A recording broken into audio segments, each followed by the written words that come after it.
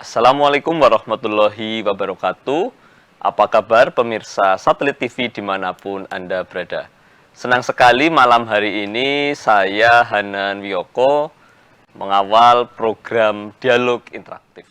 Pada kesempatan ini kita akan membincang peta jalan pembangunan kependudukan dalam momentum Hari Keluarga Nasional atau Harganas.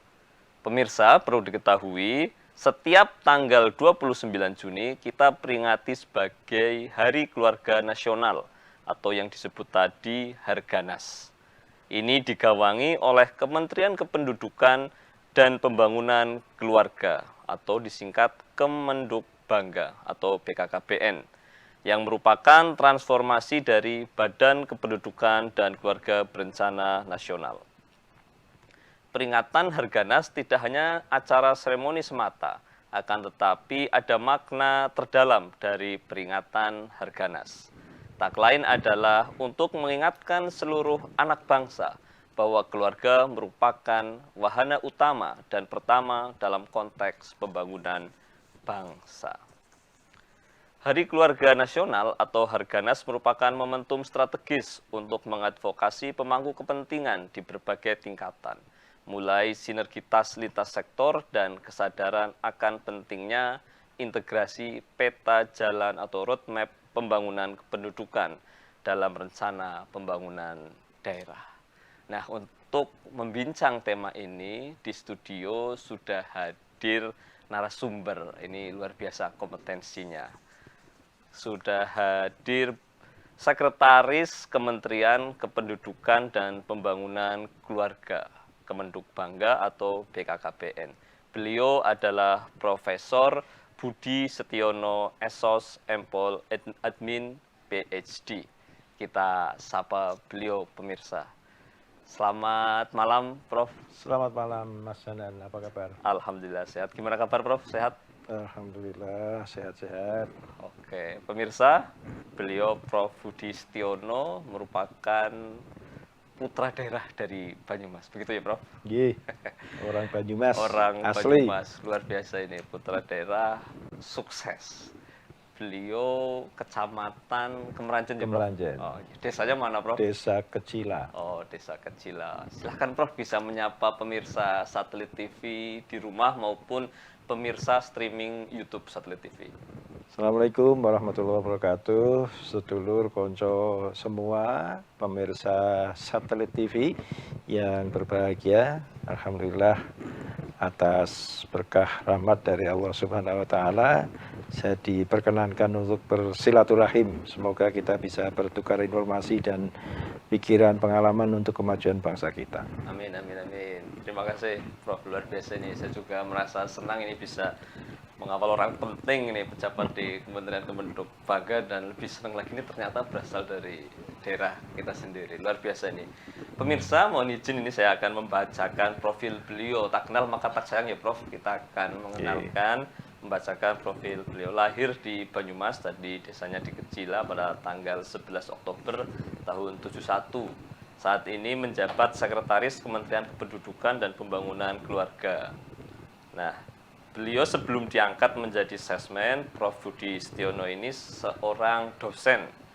Pernah menjabat wakil rektor ya Prof? Di Universitas Diponegoro, Undip Semarang. Sekaligus guru besar di Departemen Ilmu Politik dan Pemerintahan FISIP di Undip. Ya, luar biasa ini. Akademisi dan saat ini menjadi birokrat. Beliau juga pernah menjabat anggota tim independen reformasi birokrasi nasional atau TIR-BN Kementerian Pendayagunaan Aparatur Negara PAN-RB tahun 2021 hingga 2024 serta tim ahli Balitbang Kementerian Dalam Negeri Kemendagri dari tahun 2012 hingga 2013. Prof Budi juga pernah memiliki pengalaman bekerja di berbagai bidang pekerjaan pada lembaga internasional. Wah, ini cukup banyak pengalaman beliau ini, luar biasa. Lalu pendidikan Prof Budi ditempuh pada level S1 di jurusan Ilmu Pemerintahan Undip. Nah, beliau lulusan Undip menjadi wakil rektor Undip, S1 lulus 94 ya Prof. Luar biasa. Lalu lanjut pendidikan S2 di jurusan Policy and Administration Flinders University di kota Adelaide, Australia. Lulus tahun 2003. Lanjut kuliah doktoral atau S3, lulus dari jurusan Social Science di Curtin University Perth, Australia, lulus pada tahun 2011. Luar biasa, seorang guru besar, akademisi, dan saat ini mengemban amanah, mendapatkan kepercayaan dari Pak Menteri, Pak Dr. Win Haji, ya Prof, untuk bersama-sama mensukseskan program pemerintah di bidang kependudukan dan keluarga berencana. Ini perkenalannya luar biasa nih, cukup panjang. Kita langsung saja Prof, kita akan berbincang soal peran Kemenduk Bangga. Mungkin saya akan membuka dengan pertanyaan, BKKBN kan bertransformasi menjadi Kementerian Kependudukan dan Pembangunan Keluarga. Dengan perubahan ini, adakah konsep baru Prof yang diusung oleh kantor Bapak? Ya, jadi untuk mengawali itu perlu kita flashback ke belakang. Ya, dahulu kita itu sejak tahun 70 pemerintah berkaitan dengan keinginan untuk membangun negara itu membuat program keluarga berencana yang kemudian dikomandani oleh BKKBN. Nah, selama hampir 55 tahun kita mencanangkan program KB itu, kita sudah mencapai berbagai macam prestasi, dan prestasi-prestasi tersebut itu direkognisi oleh dunia internasional. Secara umum, family planning di Indonesia itu sudah dipandang mencapai tahap maturity atau kedewasaan. Kedewasaan itu seperti apa? Jadi kalau dahulu orang ber-KB itu harus diintervensi oleh pemerintah berkaitan dengan keinginan dan kesadaran yang belum tumbuh, sehingga pemerintah itu menggalakkan program KB sampai ke level pedesaan. Ya, kita punya penyuluh KB dibekali sepeda motor berkeliling dari satu desa ke desa yang lain, juga ada mobil penerangan, memutar film kadang-kadang dan seterusnya, serta menyediakan alat kontrasepsi agar masyarakat itu mau ikut di dalam program KB menjadi akseptor. Nah, setelah 50 tahun lebih, kita sekarang mengetahui dari berbagai macam indikator bahwa masyarakat pada prinsipnya sudah banyak yang secara mandiri melakukan KB, ya, tanpa harus disuruh-suruh, tanpa harus didatangi oleh penyuluh dan seterusnya. Masyarakat sudah banyak mengerti apa itu KB, arti pentingnya, dan bagaimana mereka secara mandiri juga menerapkannya. Contohnya bagaimana Pak? Saya contohnya misalnya sekarang ini sudah mulai ada fenomena child free.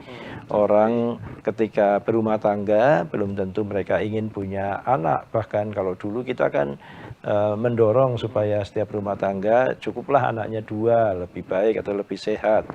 Dan kalau sekarang ini banyak dari generasi muda kita bahkan ingin berumah tangga tanpa harus pusing-pusing punya anak, sehingga ada fenomena child free.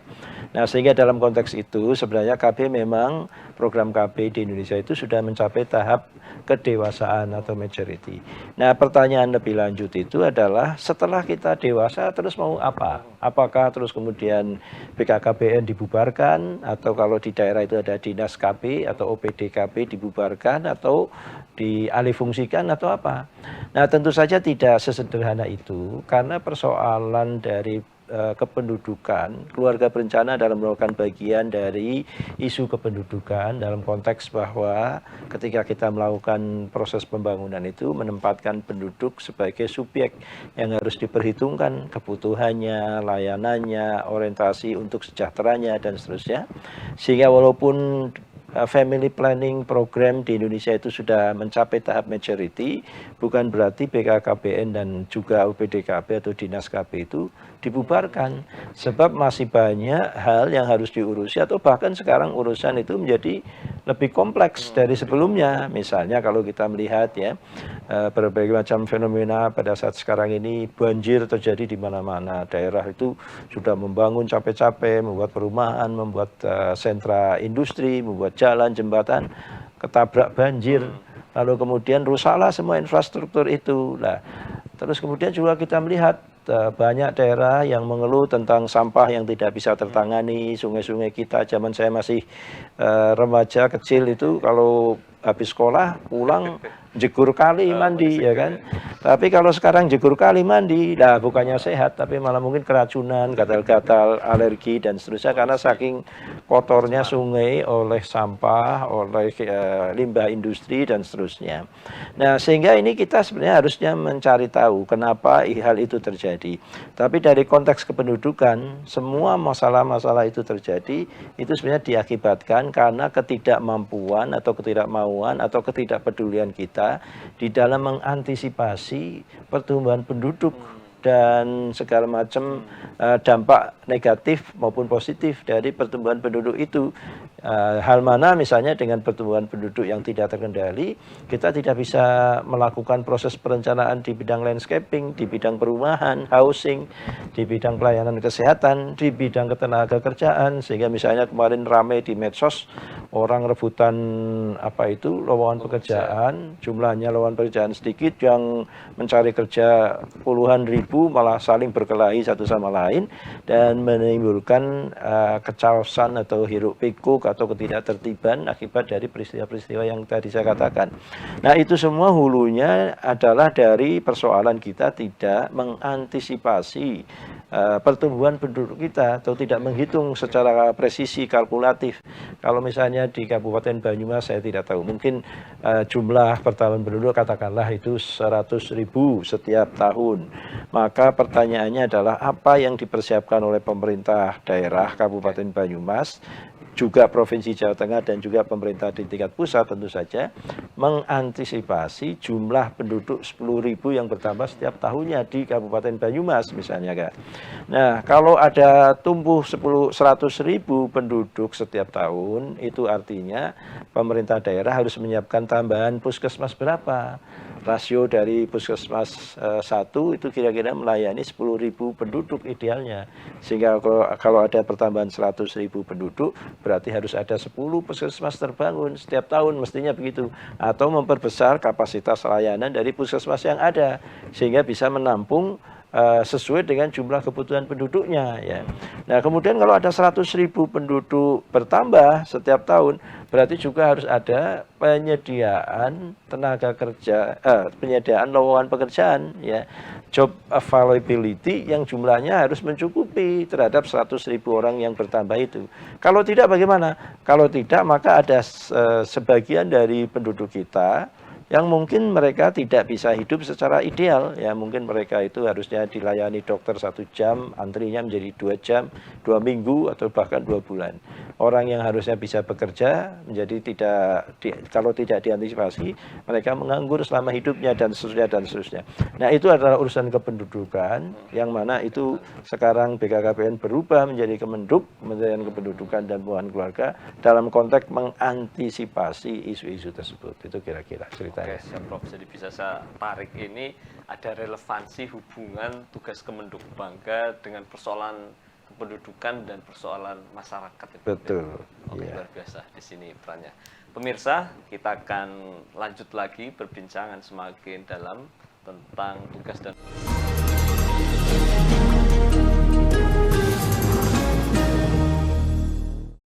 pemirsa, kembali lagi dalam program Dialog Interaktif dengan tema Peta Jalan Pembangunan Kependudukan dalam Momentum Harganas.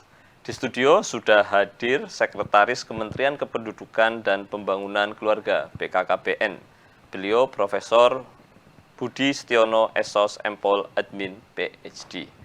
Kita sambung kembali Prof. Ya. Kalau tadi kita sudah membahas bahwa pentingnya pengendalian penduduk karena ini berdampak terhadap munculnya problem baik kependudukan maupun sosial kemasyarakatan.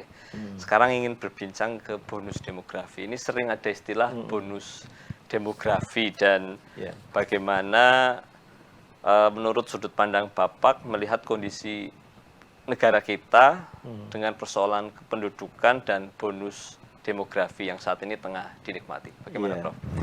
Baik, jadi ini istilah yang cukup populer sekarang ini kelihatannya sederhana, tapi kalau kita diskusikan itu kompleks. Mungkin 2 hari 2 malam nggak selesai kalau misalnya tentang bonus demografi. Tapi intinya kira-kira begini. Sekarang Indonesia itu sedang sebenarnya di dalam momentum emas karena sejak tahun 2012, 2020 atau dengan beberapa skenario itu sebenarnya atau proyeksi Indonesia itu sedang mengalami surplus penduduk usia produktif atau bonus demografi tadi itu ya. Sehingga jumlah orang yang berusia produktif itu jauh lebih banyak dibandingkan dengan jumlah penduduk yang berusia non produktif, yaitu sebelum 15 tahun dan sesudah 65 tahun. Nah, bonus demografi itu sebenarnya adalah sesuatu momentum emas karena jarang atau bahkan mungkin tidak secara instan terjadi di suatu bangsa, mungkin ratusan tahun baru terjadi sekali dan seterusnya. Nah, tentu saja itu sisi positifnya ada kemungkinan dari bangsa tersebut untuk mengakumulasi saving atau tabungan ya. Jadi kalau jumlah orang yang berusia produktif, tentu asumsinya apabila mereka betul-betul produktif ya, mereka menghasilkan penghasilan dan produktivitas yang sebenarnya itu, maka akan terjadi jumlah akumulatif saving atau tabungan. Terus kemudian jumlah tabungan yang terkumpul itu bisa dilakukan untuk reinvestasi oleh pemerintah. Sehingga kemudian terjadi perputaran ekonomi yang lebih cepat dan kemudian juga menghasilkan tingkat kesejahteraan penduduk yang juga lebih akseleratif. Itu mestinya ya. Tetapi jadi kalau kita bayangkan misalnya kalau dalam satu keluarga, katakanlah ada 3 orang, lalu yang 2 itu bekerja atau usia produktif, tapi produktif yang bekerja betul-betul ya, menghasilkan penghasilan. Sedangkan 1 orang ini katakanlah menganggur. Maka keluarga yang demikian itu bisa melakukan saving. Mereka itu bisa membeli rumah, membeli mungkin dari saving itu ya, membeli rumah, membeli kendaraan, membeli kebun, ya, membeli pabrik atau membeli toko, ruko dan seterusnya. Sehingga keluarga tersebut kemudian bisa menggunakan tabungan itu untuk mendapat produktivitas yang kedua. Di samping dengan gaji yang pertama, karena mereka menabung bisa akumulatif, reinvestasi, kemudian misalnya beli ruko, maka ruko menghasilkan penghasilan bagi keluarga tersebut. Nah, sehingga kemudian keluarga itu akan semakin cepat mendapatkan kesejahteraan. Nah, sayangnya di Indonesia sekarang ini, walaupun sekarang jumlah penduduk yang berusia produktif itu lebih banyak, hampir sekitar 70%, akan tetapi banyak di antara mereka itu tidak optimal di dalam pemanfaatan usia produktifnya untuk bisa secara maksimal untuk berproduksi atau produktif. Misalnya banyak di antara mereka itu menganggur, ya tidak punya pekerjaan, seperti kemarin anak-anak muda kita berebut untuk sekedar mencari pekerjaan, saking banyaknya itu juga uyel-uyelan begitu ya. Nah, itu artinya ketika orang walaupun berada di usia produktif, tetapi kalau tidak produktif, mereka tidak bisa berkontribusi di dalam proses wealth accumulation atau saving tadi, sehingga kemudian mengakibatkan tidak terjadi proses percepatan kesejahteraan ya. Contohnya ya kayak misalnya satu rumah katakanlah terdiri dari 5 orang, 1 bekerja, 4 lainnya menganggur ya, sehingga kemudian 1 orang yang bekerja ini harus menafkahi 4 orang lainnya. Yang terjadi adalah mungkin gajian tanggal 1, tanggal 5 harus utang koperasi. Jadi tidak sempat mereka ngumpulin tabungan, boro-boro ngumpulin nanti membuat atau membeli aset atau membeli alat produksi yang mengakselerasi pengumpulan modal dan juga kesejahteraan. Karena mungkin tanggal 1 gajian, tanggal 5 sudah habis tabungannya atau gajinya, kemudian mereka harus hutang ke sana kemari untuk nambelin kebutuhan keluarganya, sehingga habis untuk konsumsi jangka pendek. Nah, begitu pun juga kalau kita tarik itu dalam satu proyeksi di tingkat daerah atau tingkat negara, kalau banyak orang usia produktif itu menganggur, maka negara tidak sempat untuk melakukan wealth accumulation secara proper. semua penghasilan yang dihasilkan itu habis untuk konsumsi jangka pendek. Ya, tidak sempat negara itu misalnya untuk membuat proyek-proyek besar yang skalanya masif, ya, untuk membuat proyek yang misalnya nilainya triliunan misalnya. Paling-paling proyek tambal sulam, atau yang lebih menyedihkan adalah ketidakmampuan negara membiayai biaya operasional. Sehingga kemudian yang terjadi, atau juga investasi-investasi jangka panjang yang besar itu, yang terjadi adalah negara harus utang. Kalau individu bisa utang tetangga atau koperasi. Kalau negara utangnya kemana? Ke luar negeri. Nah, sehingga bisa kita pahami kenapa Indonesia sampai sekarang ini masih ada ketergantungan terhadap utang luar negeri yang tinggi.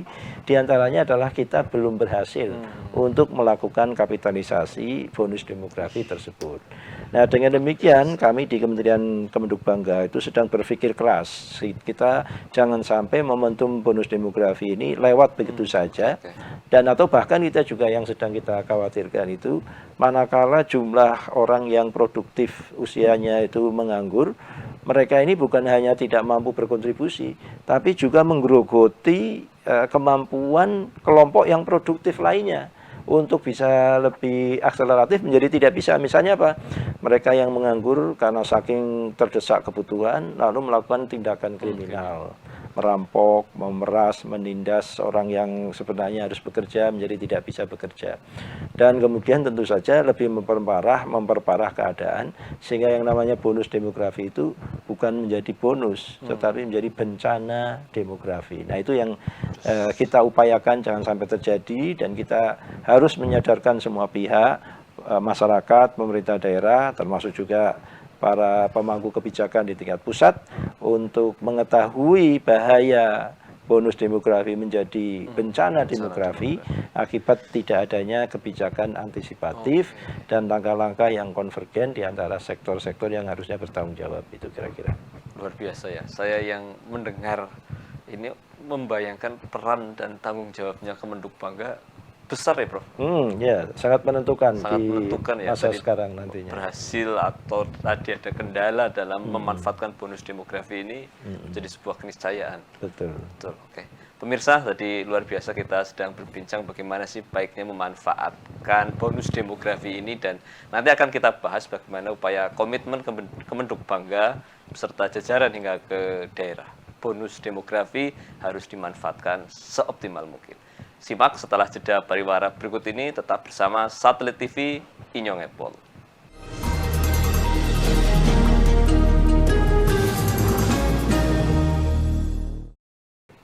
Pemirsa, kita lanjutkan kembali dialog interaktif peta jalan pembangunan kependudukan dalam momentum Hari Keluarga Nasional. Di studio sudah hadir narasumber luar biasa kita. Beliau Sekretaris Kementerian Kependudukan dan Pembangunan Keluarga Kemendukbangga atau BKKBN, adalah Profesor Budi Setiono, Esos Empol Admin PhD. Luar biasa pemirsa, tadi kita berbincang bagaimana peran Kemendukbangga dalam banyak tantangan dinamika kehidupan berbangsa, soal permasalahan kependudukan dan banyak hal ya, Prof ya. Nah, tadi kita membincang soal bonus demografi. Kalau salah urus, yang tadinya bisa memberikan manfaat malah bisa menimbulkan tantangan musibah. Dan kita akan membincang pemirsa yang di rumah maupun streaming melalui channel YouTube Satelit TV. Bagaimana nih menurut Pak Sesmen upaya yang telah dilakukan pemerintah, dalam hal ini Kementerian Pendudukan, Kemendukbangga atau BKKBN, melihat kondisi tadi yang bonus demografi, sudah kuatkah komitmen para pemangku kepentingan dari tingkat pusat sampai ke bawah, mungkin sampai ke desa, Prof, sehingga orang-orang pemirsa di rumah ini yang di desa, mungkin para pengambil kebijakan tingkat desa, kecamatan, kabupaten, turut bisa berperan dalam memperkuat pencapaian bonus demografi. Silakan, Prof. Pada prinsipnya, bonus demografi seperti tadi saya katakan hanya bisa memiliki manfaat yang optimal manakala penduduk yang berusia produktif tadi memiliki kesempatan untuk mengaktualisasikan produktivitas mereka. Mereka intinya harus bisa punya kesempatan untuk mendapatkan penghasilan dan kemudian menabung atau mengumpulkan menjadi kekayaan terakumulasi atau wealth accumulation ya. Nah, di dalam konteks supaya penduduk yang berusia produktif itu betul-betul bisa mengaktualisasikan produktivitas mereka, itu kita harus bergerak di dalam dua dimensi. Yang pertama itu adalah di dalam kerangka dimensi mikro, yaitu individu dan keluarga, dan yang kedua adalah di dalam dimensi makro, yaitu pada level komunitas atau daerah atau negara. Di level mikro, untuk bisa berproduktif atau menjadi orang yang produktif, maka setiap individu dan keluarga itu harus menjadi individu yang sehat. Makanya tidak boleh ada bayi lahir stunting. Karena lahir stunting, mereka pasti tidak akan produktif secara optimal dalam hidupnya. Sehingga kita harus mencegah stunting itu agar ada kualitas kesehatan dan fisik yang prima dari penduduk kita, termasuk juga ketercukupan gizinya. Kemudian selain itu mereka juga harus punya kompetensi, jadi harus sehat fisik lahirnya, juga memiliki kompetensi. Skill, ilmu pengetahuan, ya knowledge yang bisa diterima atau bisa dijual di pasar dalam tanda kutip. Mereka harus punya kemampuan yang bisa memastikan diri mereka itu direkognisi, peran keberadaannya, partisipasinya oleh orang lain, oleh masyarakat, sehingga mereka itu diberikan kesempatan untuk berkarir atau mengerjakan pekerjaan atau memiliki jabatan atau menduduki tanggung jawab peran tertentu dan seterusnya, sehingga dari exchange itu mereka nantinya akan dapat penghasilan dan seterusnya. Kemudian yang ketiga, kita juga harus memastikan setiap keluarga dan individu penduduk kita itu memiliki satu konsepsi yang adaptif terhadap perubahan-perubahan yang sekarang sangat disruptif, ya.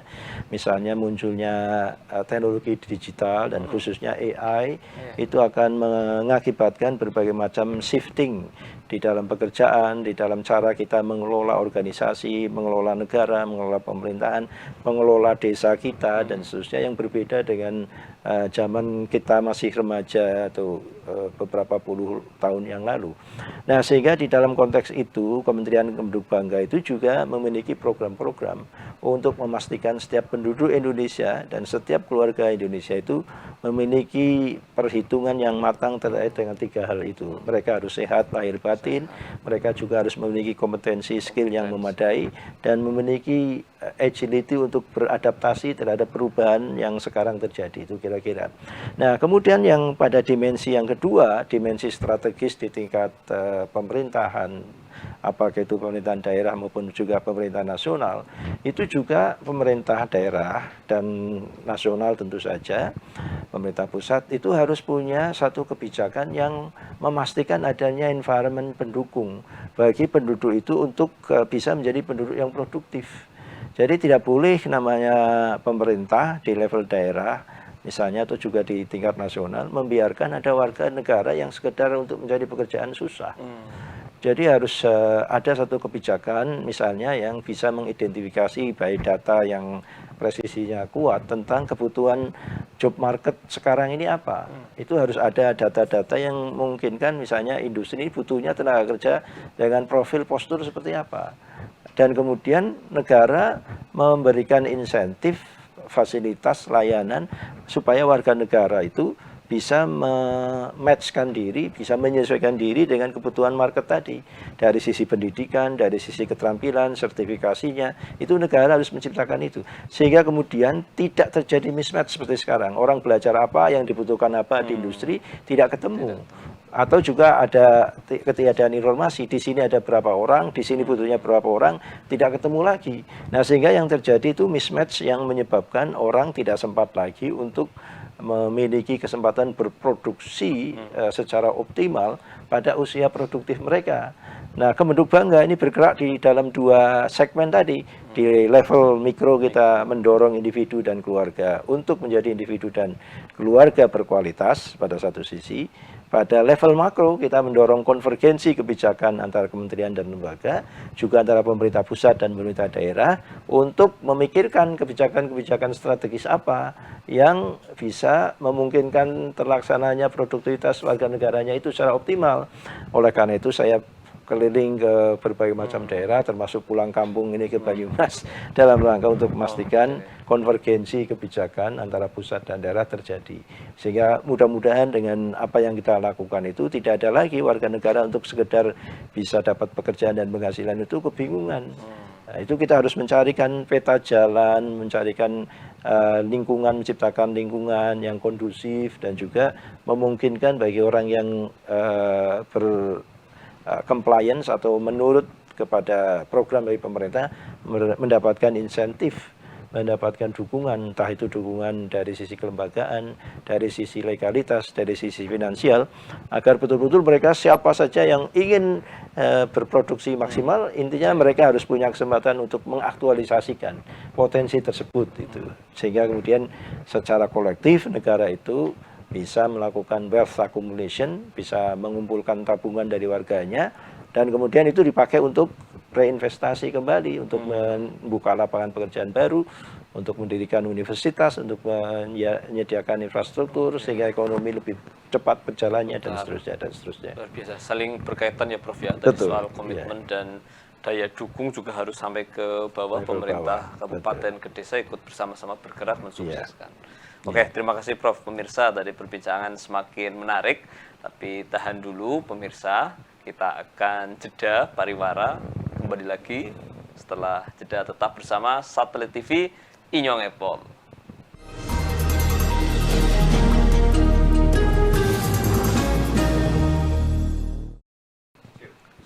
Pemirsa, kita lanjutkan kembali dialog interaktif dengan tema Peta Jalan Pembangunan Kependudukan dalam Momentum Hari Keluarga Nasional atau Harganas. Di studio sedang berbincang bersama kita Sekretaris Kementerian Kependudukan dan Pembangunan Keluarga Kependuk Bangga, Bapak Profesor Budi Setiono, SOS Empol Admin PhD. Kita lanjutkan kembali Prof. Ini kita akan berbincang soal program Kemenduk Bangga. Ini ada 5 nih Prof. Gerakan Orang Tua Cegah Stunting, Genting, Taman Asuh Sayang Anak, Tamasya, Lansia Berdaya atau Sidaya, Gerakan Ayah Teladan Indonesia atau GATI, dan Super Apps.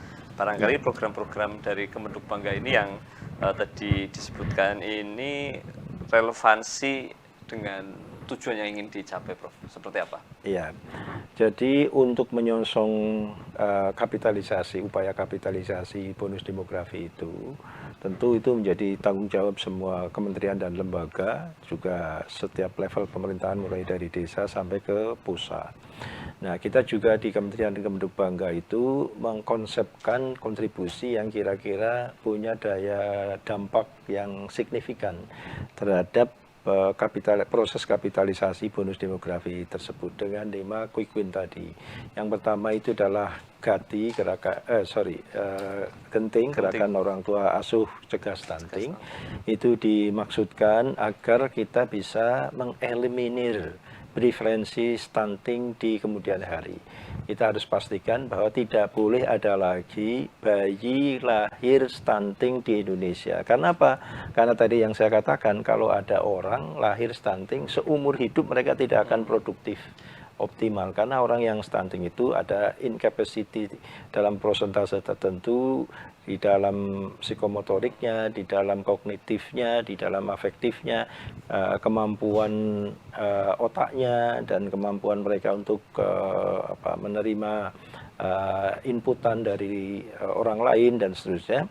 Atau bahkan mereka yang lahir stunting itu mungkin bisa seumur hidup itu dibully, disisihkan, tidak diterima di dalam kompetisi pekerjaan dan seterusnya. Sehingga kita tentu kalau ada orang atau bayi lahir stunting itu bisa menyengsarakan yang bersangkutan, maupun juga dia akan menjadi beban bagi orang lain, bagi orang tuanya terutama, bagi saudara-saudaranya. Oleh karena itu genting kita maksudkan untuk mengproklamasikan tekad bersama secara pentahelik, tidak hanya dibebankan kepada pemerintah, tapi semua stakeholders, pemerintah, swasta, lalu kemudian akademisi, perguruan tinggi, jurnalis, media, dan seterusnya harus seia sekata menyengkuyung upaya mencegah kelahiran bayi yang lahir stunting itu genting. Kemudian yang kedua adalah kita juga mempromosikan adanya layanan untuk tumbuh kembang anak secara proporsional melalui tamasya, taman asuh sayang anak. Nah, itu dimaksudkan agar kalau menyongsong bonus demografi, semua orang itu harus memiliki kesempatan untuk produktif dan tidak boleh produktivitas mereka itu terdisrupsi akibat ada fase memiliki anak.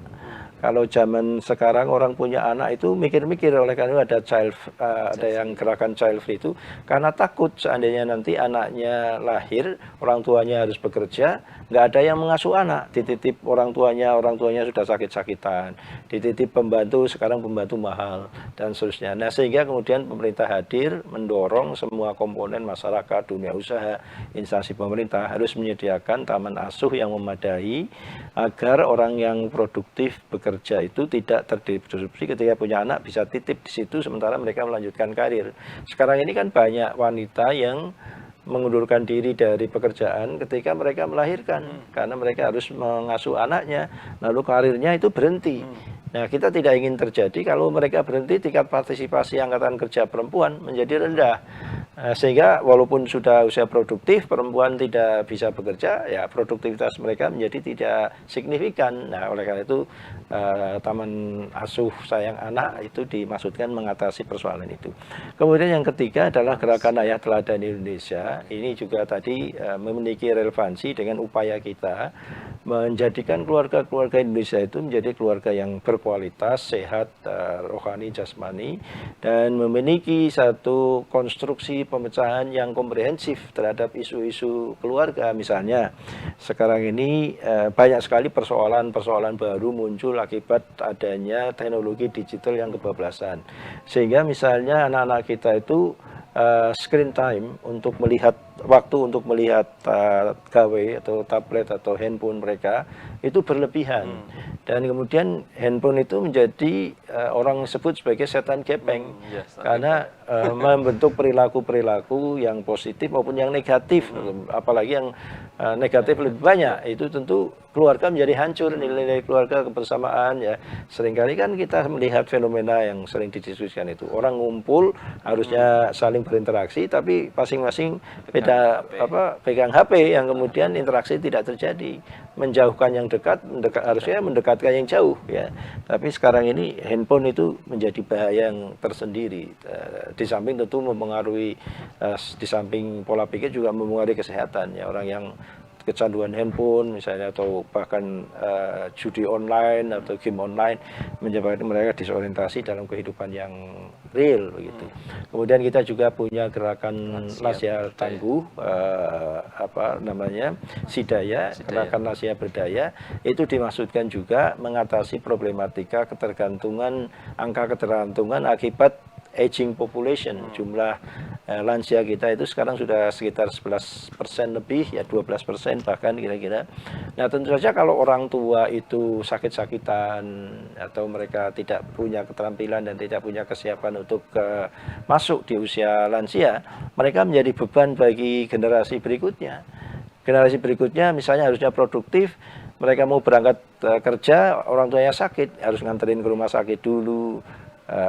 Jam kerjanya menjadi berkurang atau berhari-hari harus cuti karena ayah ibunya harus dirawat dan seterusnya. Nah, tentu ini mengakibatkan wealth accumulation tadi, kemampuan warga untuk saving menjadi berkurang. Sehingga kita harus memberdayakan orang tua kita atau penduduk lansia kita harus tetap sehat, harus tetap mandiri, ya. Mereka harus tetap aktif. Oleh karena itu kita dalam kelompok lansia ada BKL, Bina Keluarga Lansia, mereka diajak untuk senam setiap minggu secara rutin, berolahraga, terus kemudian bersosialisasi, juga meningkatkan keterampilan dan produktivitas. Syukur mereka bisa ikut mengkontribusikan hasil produktivitas itu kepada masyarakat. Paling tidak jangan sampai merepotkan orang lain. Dan kemudian yang kelima adalah super app untuk memberikan layanan 24 jam kepada masyarakat terkait dengan isu-isu pendudukan dan pembangunan keluarga, sehingga tidak perlu harus menunggu pada jam kerja. Orang misalnya mau menikah, apa sih harus dipersiapkan ketika menikah, mereka bisa berkonsultasi secara real time, kapanpun, dimanapun, ya, 24 jam jam sehari, 7 hari seminggu. Nah itu tujuan dari Quick Win kita untuk berkontribusi dari sisi kewenangan yang ada di Kementerian Bangga di dalam meraih kapitalisasi bonus demografi. Oke, siap. Luar biasa nih, Prof. Dan pemirsa, tadi kita simak bersama 5 program Kementerian Bangga yang kuat dan dinamis sebagai upaya untuk mewujudkan sinergi dan sinkronisasi serta harmonisasi untuk pembangunan keluarga. Kita akan jeda dulu, pemirsa. Kembali setelah jeda pariwara berikut ini, tetap bersama Satelit TV Inyong Epon.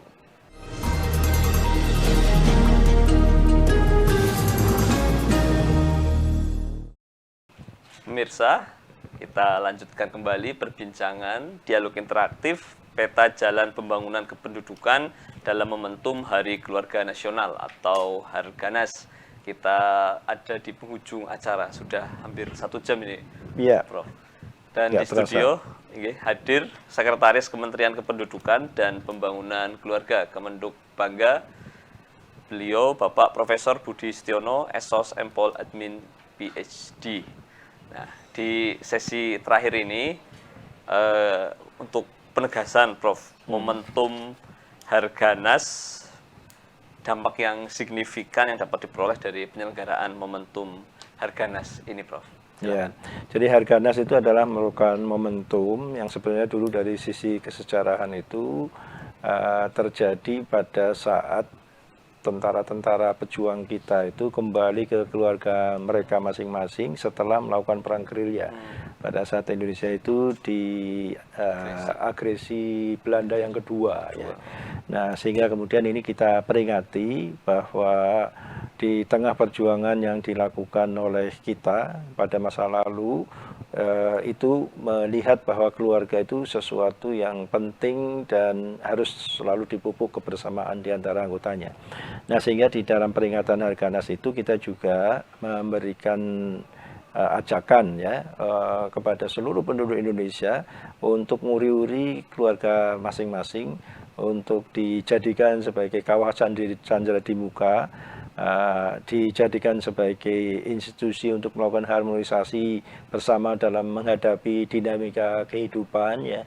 Ada orang tua, suami, istri, anak-anak ya, bahwa dalam kehidupan itu banyak tantangan, banyak rintangan, banyak masalah seperti yang sekarang sedang kita hadapi bersama, tapi bukan berarti bahwa terus kemudian kita padudon ya atau bercerai atau saling gontok-gontokan antara anggota keluarga, antara orang tua dengan anak, suami dengan istri. Melainkan harus sebaliknya. Adanya tantangan itu harus membuat kita lebih bersatu padu, lebih memiliki toleransi, lebih memiliki pengertian. Jangan terus kemudian semuanya tegang dan menjadikan ketegangan itu sebagai momentum untuk bercerai-berai. Tapi justru sebaliknya, jadikan masalah itu sebagai satu persoalan yang bersama-sama dipecahkan dan saling menguatkan satu sama lain. Sehingga di dalam agama diajarkan bahwa baiti jannati, keluarga itu harus menjadi surga kita. Jangan sebaliknya menjadi neraka kita. Orang kalau di luar bisa senang-senang, pulang ke rumah menjadi neraka. Nah itu kebalik. Sehingga kita harus membangun kepercayaan bahwa keluarga kita bisa menjadi surga kita. Oleh karena itu ini perlu banyak belajar. Nah Kementerian Bangga itu memfasilitasi berbagai macam perspektif, insight tentang bagaimana membangun keluarga yang ideal itu. Nah, kita berharap ya para keluarga Indonesia, terutama pemirsa Satelit TV, benar ya? Betul. Satelit TV, untuk perhatikan keluarga masing-masing. Ada persoalan di luar sana, ada perbedaan di antara anggota keluarga masing-masing. Itu sebuah keniscayaan. Semua orang menghadapi persoalan yang sama, tapi yang lebih esensial adalah mari kita jadikan keluarga sebagai benteng pertahanan yang kuat dan ada sinergi kolaborasi di antara anggota keluarga untuk memecahkan bersama-sama persoalan itu secara kuat dan memiliki motivasi yang bisa mengalahkan persoalan-persoalan itu secara signifikan. Tanpa ada kolaborasi antara suami dengan istri dengan anak, maka kemudian persoalan yang kecil menjadi kelihatan besar. Tapi kalau ada kebersamaan, solidaritas di antara anggota keluarga, persoalan sebesar apapun bisa menjadi kecil dan terpecahkan. Begitu kira-kira Mas Anan. Mantap ini, Prof. Pemirsa, wah pesannya adem ini, masuk ke hati ini buat para pemirsa yang di rumah. Tadi masalah itu pasti ada ya Prof ya, apalagi Pasti dalam hidup ada. yang tadi berdinamika dalam keluarga, tapi bagaimana memecahkan masalah dan mengutamakan keeratan dalam keharmonisan dalam rumah tangga ini yang menjadi utama. Terima kasih Prof, ini pesannya buat masyarakat dan pemirsa.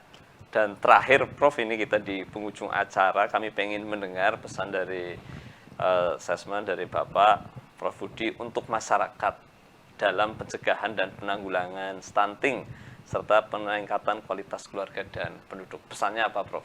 Ya, untuk masalah stunting kita harus juga tadi memiliki perhatian yang sungguh-sungguh agar paling tidak di antara keluarga kita itu jangan sampai ada yang bayi lahir stunting kembali ya. Oleh karenanya pesan saya adalah bagi terutama anak-anakku, generasi muda yang mungkin mau menikah, perhatikan persoalan stunting ini dengan seksama. Jangan asal menikah terus kemudian tidak peduli nanti anaknya lahir stunting atau tidak ya.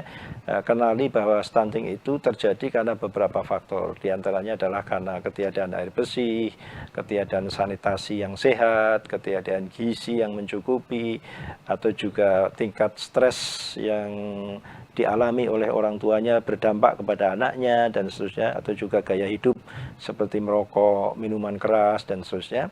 Oleh karena itu sebelum berumah tangga persiapkan sebaik-baiknya, bertanyalah kepada penyuluh KB atau juga bertanya kepada website kita atau aplikasi kita LC Mil itu ya, atau juga aplikasi yang lain di berbagai macam layanan yang disediakan oleh kelompok-kelompok komunitas. Itu juga ada yang memberikan advokasi terkait dengan bagaimana merencanakan keluarga yang sehat dan kemudian juga memiliki bayi yang sehat pula di kemudian hari. Dan kemudian tahan dulu kalau misalnya di keluarga Anda itu ada variabel-variabel yang memungkinkan terjadinya stunting, jangan punya anak dulu sebelum persoalan itu diselesaikan. Misalnya kalau kaitannya dengan air bersih, kaitannya dengan sanitasi, selesaikan dulu, baru kemudian berani punya anak. Jangan sampai berani punya anak, lalu terlanjur lahir stunting, anak Anda itu seumur hidup akan menderita. Kasihan ya, disingkir-singkirin oleh masyarakat, dia melamar pekerjaan mungkin kesulitan karena ada keterbatasan tadi dalam fisik dan mental dan seterusnya. Akibatnya anak kita atau generasi kita berikutnya itu mungkin bisa jadi lebih menderita dibandingkan dengan generasi kita. Nah, oleh karena itu saya pesan kepada para pemirsa Satelit TV agar betul-betul sungguh-sungguh dalam memperhatikan masalah stunting ini dan berkonsultasilah, ikutilah penyuluhan-penyuluhan, ikutilah konsultasi-konsultasi kepada provider atau lembaga-lembaga yang berkompeten di bidang persoalan stunting ini, dan kemudian memastikan ya ketika Anda berani punya anak harus dipastikan anak Anda itu anak yang lahir sehat, tidak memiliki persoalan yang berkaitan dengan stunting. Demikian Pak Hanan. Oke, siap. Terima kasih Profesor. Pemirsa, demikianlah kita berbincang 1 jam bagaimana peran Kemenhub Bangga dalam upaya pengendalian pertumbuhan penduduk, lalu bonus demografi. Nah, di akhir sesi ini kami ucapkan terima kasih pada para pemirsa yang di rumah maupun streaming YouTube maupun pemirsa di studio yang dari awal membersamai kita ini Prof. Yeah. Nah, sebagai penegasan, Hari Keluarga Nasional Harganas merupakan momentum strategis untuk mengadvokasi pemangku kepentingan di berbagai tingkatan melalui sinergitas lintas sektor dan kesadaran akan pentingnya integrasi peta jalan pembangunan kependudukan dalam rencana pembangunan daerah. Dengan kolaborasi yang kuat pemerintah pusat, provinsi, daerah, kabupaten hingga ke desa, upaya mengoptimalkan pertumbuhan penduduk sebagai bonus demografi Indonesia bisa tercapai mewujudkan generasi emas Indonesia pada tahun 2045. Sekali lagi kami ucapkan terima kasih Prof atas waktunya sudah berkenan ke studio Satelit TV. Terima kasih juga atas kesempatannya yang diberikan. Mudah-mudahan nanti lain waktu kita bisa bertemu kembali. Oke, kita tutup dan pamit bersama ini Prof. Saya Hanan Yoko bersama Prof Budi pamit. undur diri. Terima kasih. Wassalamualaikum warahmatullahi wabarakatuh. Waalaikumsalam warahmatullahi wabarakatuh.